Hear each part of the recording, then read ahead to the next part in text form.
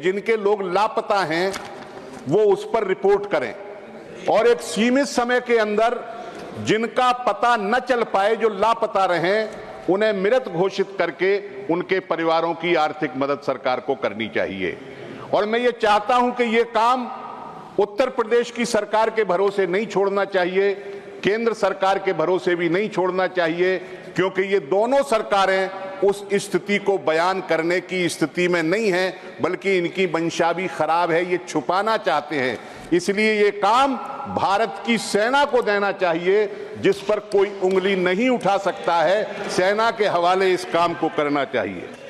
सरकार ऐसे आयोजनों के अंदर अपने दायित्वों का निर्वाह नहीं करती है, बल्कि जो शक्तियां विभाजन पैदा करना चाहती हैं समाज के अंदर, ऐसे आयोजनों को उनके हवाले कर देती है या उनके आगे सरेंडर कर देती है। अभी पिछले दिनों कांवड़ यात्रा निकली थी।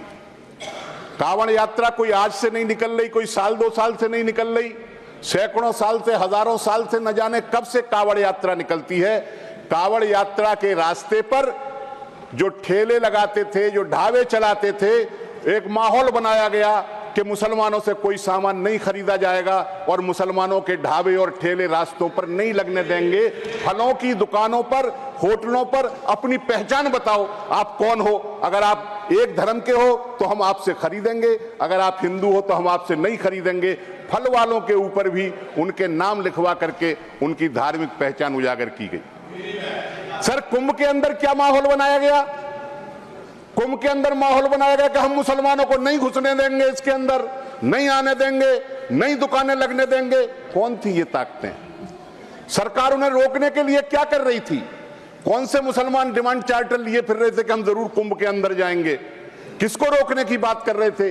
लेकिन मौनी अमावस्या के दिन जो घटना हुई, उसके बाद जो भगदड़ वहां पड़ी है कुंभ के अंदर, इलाहाबाद की, प्रयागराज की कोई मस्जिद, कोई मजार का प्रांगण ऐसा नहीं था जिसमें श्रद्धालु शरणार्थी के रूप में एक एक दिन और दो दो दिन उसके अंदर ना रहे हों। सर, ऐसी स्थिति है कि हमारा समाज हिंदू मुस्लिम एकता का समाज है।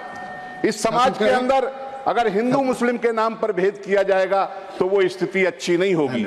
आखिरी बात मैं ये कहना चाहता हूं सर,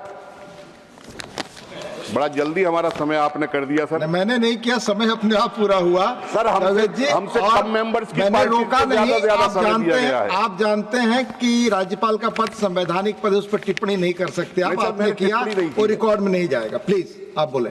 खत्म। ऐसी कोई मैंने टिप्पणी नहीं की सर। आखिर में मैं ये कहना चाहता हूं कि हमारे समाज के अंदर एक बड़ा मसला बहुत दिनों से चल रहा है, आरक्षण का मसला। आरक्षण पर लगातार हमला हो रहा है और आरक्षित पदों की संख्याएं कम हो रही हैं।